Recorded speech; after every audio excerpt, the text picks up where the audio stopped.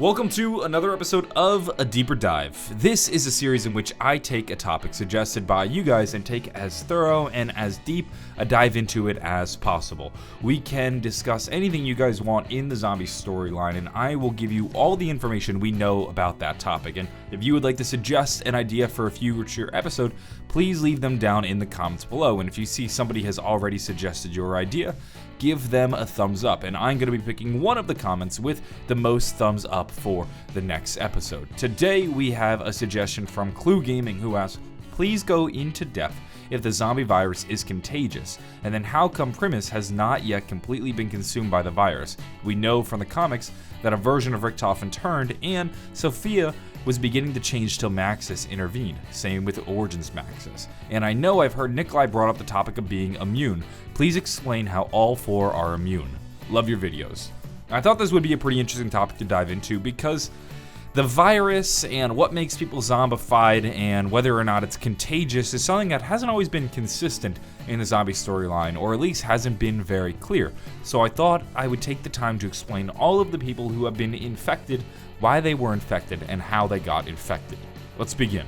So there is no virus in the zombie storyline. This isn't like your traditional zombie apocalypse where there's a virus spreading around and it's contaminating the air or anything like that. It doesn't really work like that in the zombie storyline. However, there is a little bit of an inconsistency with the zombie storyline. So if you dig into the Black Ops 1 terminal, this is when we first learned where these zombies actually came from. In Maxis' research, he notes that Element 115 has the ability to reanimate dead cells. It was Group 935 that really kind of pioneered this research and discovered where and how the zombies are made, and Maxis denotes this in the Black Ops 1 terminal. However, as we read the timeline, there's a very interesting snippet from March 18th, 2027 that says, in a distress call, former CDC Assistant Director George Barkley reveals that the infectious contaminants have gone airborne. He advises caution regarding any allies showing signs of short-term memory loss, psychosis, delusions, and paranoia. So Maxis, who's been doing a lot of research on this, says that it's 115 reanimating dead cells.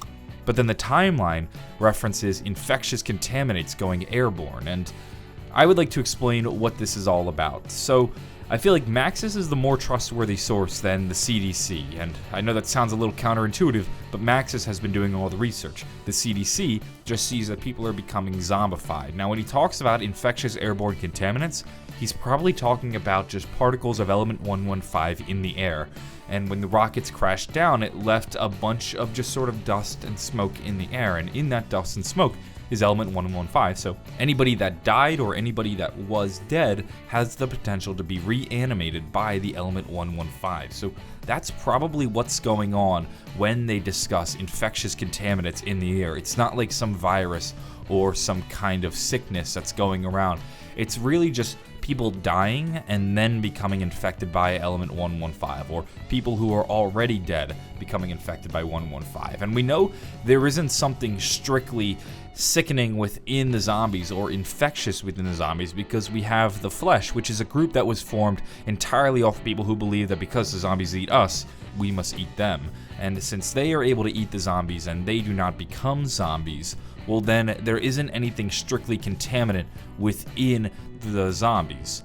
Here's what I think though. If members of the Flesh were to die, they'll probably become infected and become a zombie much shortly after, because there already is element 115 within their body. It's just waiting for them to die, and then their cells become animated. But they eat the Flesh because what this does is allow them to hear ethereal voices and ethereal beings, and then they're able to communicate with Richtofen, and they think what Richtofen is telling them is leading them to salvation.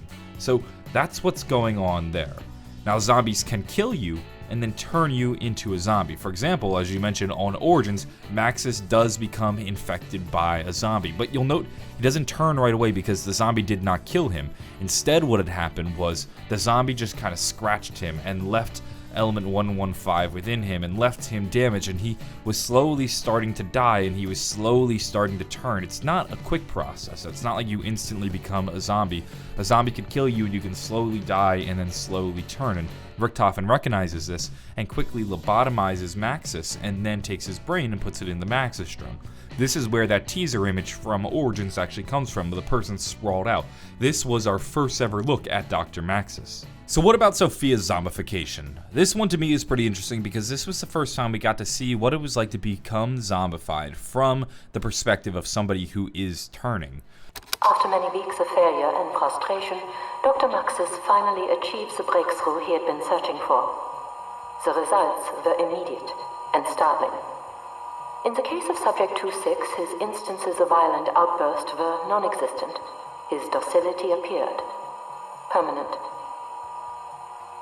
Unfortunately, while we prepared to implement the treatment on the other subjects, there was an incident. During his field test this morning, Subject 2-6 attacked a handler. 2-6 and the handler were both destroyed. Maxis believes Subject 2-6 only attacked the handler. He does not know I was attacked as well. I have observed a developing pattern of high fevers and cold sweats. My thoughts are erratic. My relationship with Ludwig is complicated. I fear I cannot keep this secret from him for long. The break in programming coincided with the flashing lights and loud noises of the fire alarm in the test facility. One moment. What is it? You wanted to see me, Ludwig? Sophia, yes. Do come in. Sit down, my dear. Have some tea.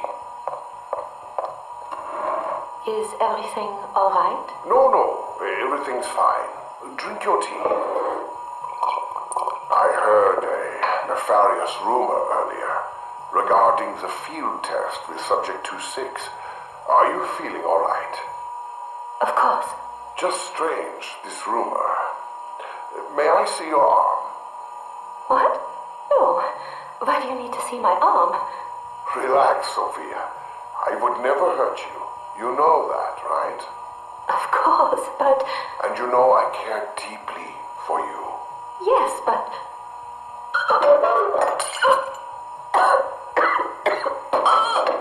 Yes. Then you know everything I'm about to do is for your own good. Hers is much like Maxis's. She was attacked by a zombie and it was something she was able to hide for a while. And her thoughts are slowly becoming erratic, but she's still her normal self. Maxis eventually finds out about it, and Maxis actually poisons her, and this knocks her out. And then what he does, much like what Richtofen did to him, was lobotomize him. Well, we don't know if she was necessarily lobotomized, but what Maxis was able to do was put her in the body of the Sophia robot. And this is why Sophia is a robot in Gerard Crovy and Revelation. So that's what happened there. Once again, this was the result of a zombie attacking somebody, probably most likely leading them to slowly die and then become reanimated by Element 115, or probably part of their body was dead or there were a bunch of dead cells, and then the Element 115 left by the zombie slowly started to reanimate them, and then the reanimated cells started to slowly spread across the body, almost like a cancer, maybe. Just a thought.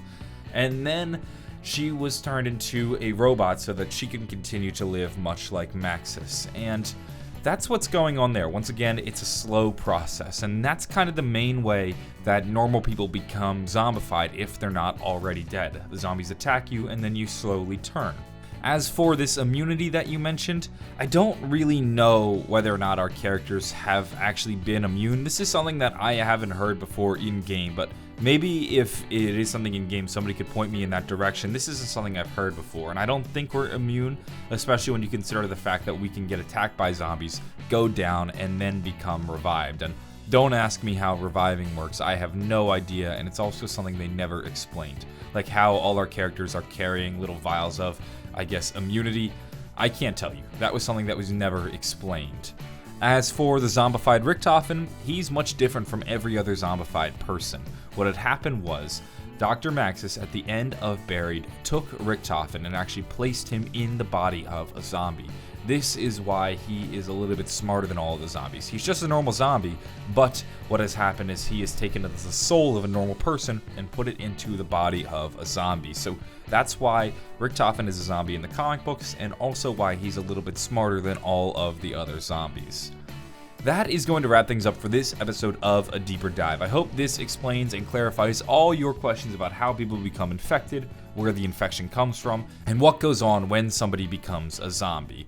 If you have a suggestion for a future episode of A Deeper Dive, please do leave them down in the comments below. And if you see somebody has already suggested your idea or left a really good idea, give them a thumbs up. I'm going to be picking one of the top comments, and you may be in the next episode.